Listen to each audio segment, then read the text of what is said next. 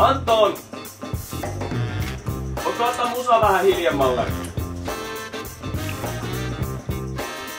Anton! No, mitä? Toi on vähän liian kovalla. Siis eikö enää omassa kodissa saa nauttia vähän musiikista? Totta kai saa, mutta olisi kiva kuulla edes omat ajatukset. Sitä paitsi Jasmin on ihan kohta täällä. No sehän innostuisi. Jasmin tietää mihin sitoutui, kun lupas olla meidän kaaso.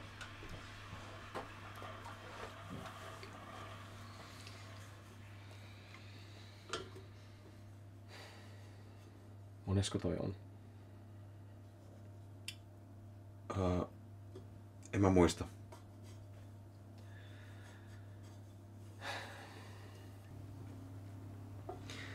Milloin sulla on se aika? Tyyli pari viikon päästä.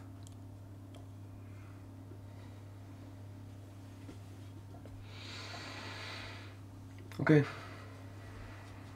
Hyvä.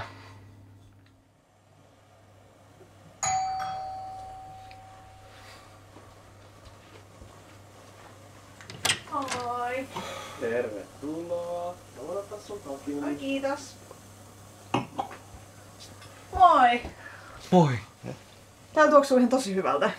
Tänään olisi luvassa sitruunarisottoa ala Anton. Okei, upeata. Tää menee varmaan sit sen kanssa tosi hyvin. Se on kuiva ja herkullinen. Oi. Mä käyn nyt pesen mun kädet.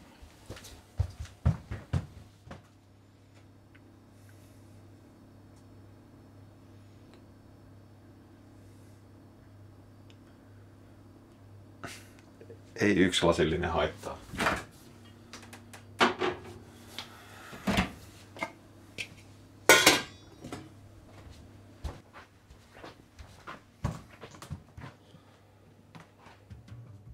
Joo. Ja kato, kun Tiitus tuo sitä Bollingeriin ja 30 pullollista sinne, niin siitä riittää ainakin jokaiselle vieraalle niin kuin muutama lasillinen.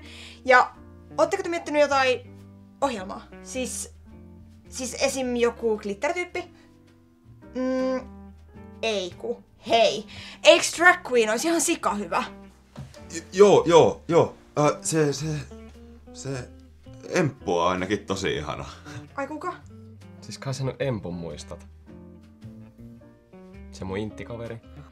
No mut sehän olisi ihan tosi hyvä. No en mä tiedä. Eikö se olisi vähän kliseistä, että meidän kihlaajaisissa olisi joku mun vanha inttikaveri tekemässä dragia? Täh? Älä viitti, tästä tulee ihan sika hyvä. Anna mulle sen numeron, niin mä vaan soitan sille. Vai niin?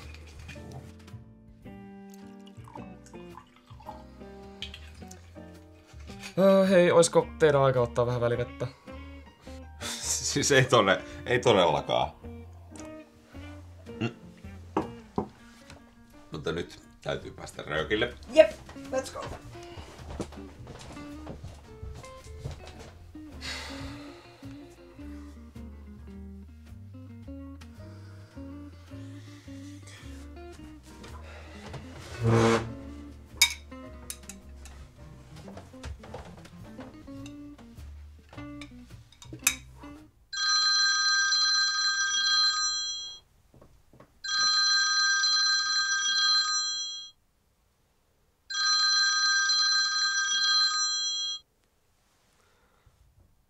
Anton Järvisen puhelimessa Tomas Silvennoinen.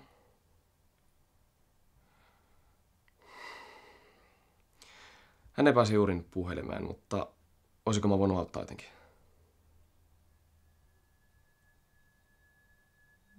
Joo, olen kyllä.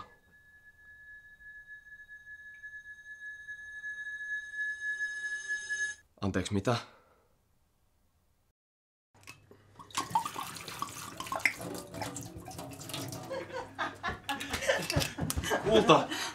Kulta! Me soitettiin sille Empulle ja se tulee mielellään esiintyä sinne meidän juhliin. Joo, ja se sanoi, että se voi antaa jotain kaverealennusta, mutta eihän sen showsta voi maksaa kuin täyden hinnan. Hei, oliks tää roseeta vielä jossain? Sori. Viemäri ei ollut saanut vielä yhtään. Mitä helvettiä sä teet? Miksi et sä kertonut, että sulla olisi tänään ollut se aika? Mistä sä oot sellaista kuullut? Sun lääkäri soitti sulle. Sä valehtelit mulle!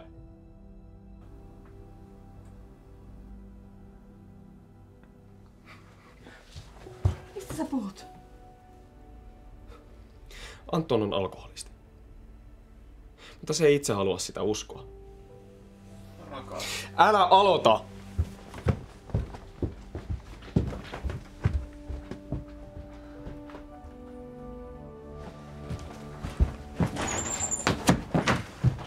Tomas, oota! Älä mee! Ymmärrätkö sä, että mä oon valvonut monta yötä siksi, että löytäisin joku keino, miten voisin sua auttaa? Kun sä et kuuntele, ja sä käyttäydyt niin kuin mä olisin vaan jotain ilmaa viinan vierellä. Sä ehkä ajattelet, että sä oot yksin tän ongelmas kanssa, mutta me ollaan tässä yhdessä! En todellakaan ajattele. Mä tiedän, että sä yrität, mutta niin yritän mäkin. Mä en vaan osaa hallita tätä ollenkaan. Mä tiedän, että mulla on ongelma, mutta mä en vaan osaa tai halua puhua siitä kenenkään muun kanssa. Se on vaan ihan liian vaikeeta. Mut ei sun tarvitse todistella kellekään muulle mitään. Tärkeintä on, että sä pystyisit sanoa se itsellesi. Ja me ymmärretään kyllä, että se ei ole todellakaan helppoa, mutta sulla on paljon ihmisiä, jotka haluaa auttaa ja tukea sua. Mä haluan olla teille taakaksi. Et sä oo. Mä oon vaan tosi huolissaan susta. Kyse ei oo siitä, ettenkö mä uskoisin, että me selvitään tästä. Mutta sun täytyy luvata mulle, että sä otat vastaan sen avun, mikä me sulle tarjotaan.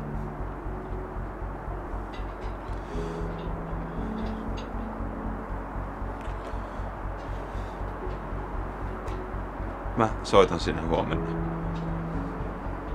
Mä varauuden ajan.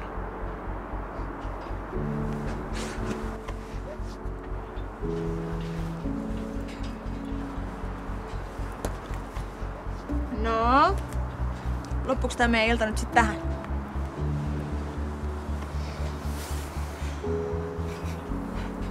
No ei, mut mä voisin nyt siirtyä kyllä vesilinjalle. No, jos rehellisiä ollaan, niin en mä sitä viiniä ajatellut sieltä viemäristä hakeekaan.